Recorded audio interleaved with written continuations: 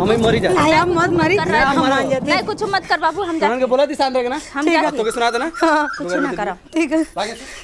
ई गलिन कौने जो का खेते में अभी इनका ठेगाना नहीं है कब बहिन घरे करे का हर घड़ी गरियावली रे करली या गरियावत रहली हर घड़ी नहीं हर घड़ी कर कर कर कर करी कि घोड़े हम ये कल सुबह से काम करते हां ये कुछ झुड़िया के लगाओ था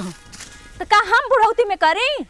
नहीं तो हम अकेला खटत रही हम आदमी हई कि जानवर हई आदमिया खटा ना मेरा नहीं खटती सुबह से 4 बजे का भोरे पे बैठल था सुबह भाई उपास करत ही सो कब काटा कोयर करबी तला हम ना झाड़ू करब क्या करी 4 बजे भोरे का जागल हम लेंच तैयार करब उठब चूल्ही बर्तन घरे का हर एक काम करब तो तंदा खाली जेबू मजा हरे घूम के आईबू बा निकल जो हमारे घर में से जल्दी निकल जा काहे निकली के काम करला तो ही कल करलू सासू तो एकर मतलब का होला कि तू बैठा रहबू तो काहे सास है तो शासन न चलाई अरे ठीक है चलावा तो कुछ तो हाथ बटाइबू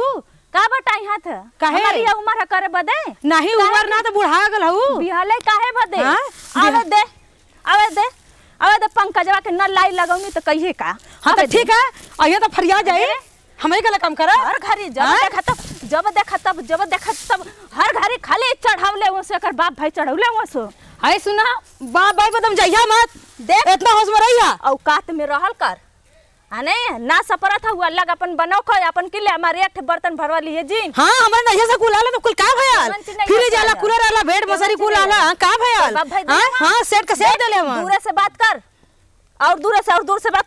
हाय सुना ई दूर वाला जमाना गयल ठीक है हैला अपन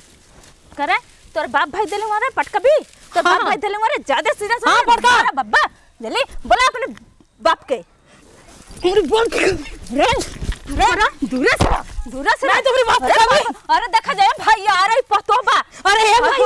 कहीं देख ले हो अरे देख ले हम सास से हम काम करते हमार कोनो चीज अगर नहीं है ललवा दिखाई मारा सास से खाली लोला चलाई मारा थे ललवा नहीं खाली लोला चलाई सास से मारा अरे बाबू भैया देखा जाए पतो है खेत का ने देखा जा हमके लपट के मार ले मार लोग लुगा मुगा कोई छूट गल रे भाई अरे भाई अरे वो माई अरे नहीं भैया अरे मारतिया पहले बैठा भैया एक तो मारे दिन कब काम रोज काम करावत हमसे ऐसा आदमी है ना चक्कर आ गल मार दे तू बतावा तू पतो अरे ललवा ही पतो है हम क्या भाई सुबेरे से चाय तक बना के ना देले भाई हमार उपास करत है सो ललवा एकर जे बड़ा गुड़ के कमा करत रहा तू कर ललवा का नंबर ले ले हुआ ना तबियत नहीं ठीक है भैया दवा नहीं करे जल्दी लगावा आ जाके अलगाई देबा ना है पहले बात आज अलगाई देबा नहीं कैसे अलगा देबू नहीं एकर बाप भाई कुछ ना देले हुआ कुल एकर बाप भाई एक अरे भैया ई कुर्सिया के देले हां और टेबल वाला के देले हमार बाबू भाई ने देले यार ये हमें जब आज हमार तबियत ना ठीक है तो एक दिन के काम ना कर सका नहीं तबियत रोज ना खड़ा बुखार आ गल भैया हां झगड़ा करबू लोग से नहीं भैया झगड़ा करे वाली बात नहीं है ही ना मानत की पुरानिया है गाला चलाओ तो पुरानिया नहीं खाली खाए तो पुरानिया नहीं खाली हमार तबियत ना एक दिन काम ना कर सका नहीं खाली मरिहन हमें बाप भाई को जाइए काम हम कर दे तो शिकायत हमको जाए ना तकलीफ हमें सजा हमें दे ना बाप भाई को जात है तू दा हमके अब एकरे बाप के बुलाई आई हमरे घर में ना रही और लेके रही अपन अच्छा ऐसा ना कि तू आज हमरे आदमी के बोलावा बोला आवे तो फरियाद के जाई या तो मैं के संग रही या तो मेरे के संग रही बोलावत है बोलावा कह के बोलावा हेलो पंकज हां ना हां देखा हुआ आऊ गयल ए हरा या तो एकरे संग रहबे या तो हमरे संग रहबे हरा कर देही रोटी बनाई ना त जार देही आ भुजिया देही तो हम देख अपने मेरी के समझाओ हमके लपट के मरला से देख ये कुल्लू देखिए हम सुबह का काम कर थी ई तो ना खाली बुढ़िया जाना हुए ना कि हम मर जाई जाना हुए कि ना जाना हुए जाना तुरंत का लड़ाई फरियाद क्यों ना काम कर सुबह से टाइम का है चाय दे दिन का पानी दे बिस्कुट खाए का चाहिए तू कहां लड़ाई के लिए पहले बता के समझाओ हम घर का काम करते हमारी तबीयत ना ठीक है ये मां है ना एक दिन संभार ना सका नहीं तो नान कम लड़ाई रोज फरियाद के मुआ कामे करब हैं रोज काम छोड़ के यहां पे आई तो लड़ाई फरियाद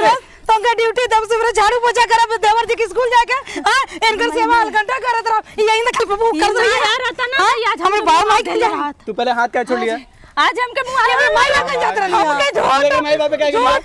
हमार माई को देले ना हम इधर आ गई का बार के मरला से फ्री में आ गई दान दहेज वाले गिरावे के जब रहल ना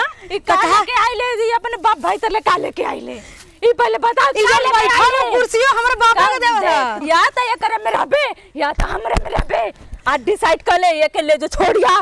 बोल के देखिए जी हम ही मर जाती तो ना रहा सर मुंह पे नहीं देखिए एकदम डिसाइड करे के हां ना यार डिसाइड करे के हां कुछ मिलतो ना कि हमरे में रहबे कि एकरे में रहबे आप से हम एकर मुंह ठीक है हम रह बहुत हो गया बाप भाई के बहुत हम जाती अब बहुत हो गए ना मां बेटा के झगड़ा में हम ना रहे आज ही ना आया रहता ना तो हमके मुंह आ देले रह दो मैया कौने बात पे लड़ाई भले पहले ही बता हमके सवेरे से भाई एक ठे कप चाय नहीं देलस रे बाबा अब भाई तू डॉक्टर तर ले गइले त का डॉक्टरवा कहलस ना कि माई का सेवा करिया तो तू कहां चल जाले रे कहां में बना जाए आय ओ भाई अरे मारा थई सो पतो मिल गए मैया हो मैया अरे ई बचवा ना आ रहा था ना तो आज हमके मुंह आ देले रहा पूछा हां बाबू अरे बाबू काज कहां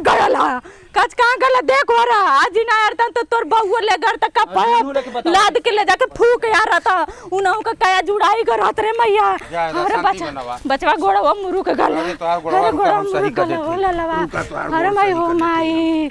आय हो बाप्पा अरे कहे भगवान सात घर दुश्मन है वो के नैसन पतो दिया ये ललवा देखला ना वैसा ही लड़े ले हर घर ही लड़े ले ये बचावा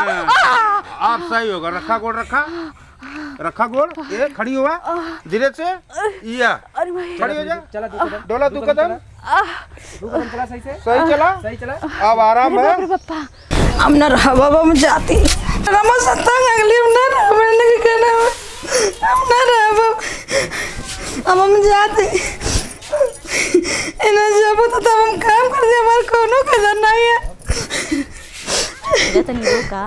जीवन में आओ तो कल अपने माई भी लड़ा तो हमन क्यों ना सुनते घर में मुझे पूरी छोड़ के काम कर रही अगर माई हमें के काम में लग रहा है लड़ाई कर ली जब तक मैं छुड़िया मारा था अपने गांव से वापस लगा था बस ये मारा था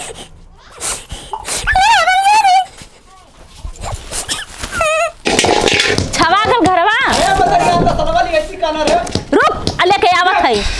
मरले बड़ा सु उजगिया देले बड़ा सु एकर मेहरारू हमके एकदम उजगिया देले है बता देती या तो ई रहिया तो हम रहब रुक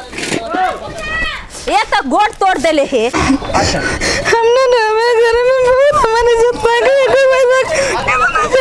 अरे माई एकर देखा अरे अहो का पूरा बात हमने माई बाबू के हम ना ना भैया तोर माई बाबू के भी तो सर ले भी यार माई जब कहते हैं हम क्या मर कहता आप तो नहीं कुछ सुनते ना हमारे को सुना नहीं तो नहन का झगड़ा फरियाई कि हम काम करिए यही से कौसे के जाए दे एकर बाप के फोन लगा कर बाप तुम शांत रही कि नहीं हम जाई मगर तो का ना अरे थोने में देख कितना बाजत है देख घरे में काम लगौले हैं यही छोड़ के भागत है ऐसा ही हर वक्त करे ले हम काम करे ना घरे का ई खाली की तरह से दिन बरबर ये ऐसा ही हमारा काम का कोनो कदर करे नहीं जब घर में काम लगी कोनो काम लगी तो हर वक्त ऐसा ही कर मेहरी करे ले तो मारे दिन समाज के बुला ले बाप के ऐसे का गांव घरे करे तो सब खड़ा देखो ना हम ही के मार दे सब मर्जी हमार के सुना तो बताइए गांव घर तो सब इनकर लगा कर बाप इनकर सुना था हमार के सुना था बाप रे बाप घर में काम फैला था आई जात है ई कुल के करे तोर बाप आके करी रुक हम मान जाए शांत कराओ थी ना तू शांत ना रह सकेली अरे बचवा हम ना बोली ला होता ना सर हम के तो जनता हुए हम मर गई समझा दे ऐसे ना मन बुसो नहीं ना मन बुसो ना नहीं हम मान जाए नहीं सुन हमें मरी जा नहीं हम मत मारी हम मान जाते नहीं कुछ मत कर बाबू हम जा के बोला थी शांत रहना हम जा तो के सुना दे ना कुछ ना करो ठीक है रोज के झगड़ा खाली फरिया करेला काम देखी कि लोग नौटंकी देखी निकला जा तू लोग बताइए ऐसे ही में हमारे लड़का के ले ही बाबू मत झगड़ा कर क्या जा अब हम ना करब कान धरती नहीं हमारे लड़का के कुछ हो जाए ठीक है मम्मी आपको शांति से रही हम कुछ ना कहब अब हाथ जोड़ा थी चूड़ियों फूट गया चल कैदा से हम ना लड़ाई करब ठीक है ठीक नहीं ना लड़ाई करब एकदम ना हम लड़ाई करब हो दवाई लिया हम खा ले हम आराम करी कपार दुखा था ए बाबू मसलवा दे दो मिस्त्रिया के हां दे दा आटा मत नहीं गिर जी बा और दे दा का दे कचर देख जब देखा तब कचर के लगी हम तो ऊपर पड़ जाते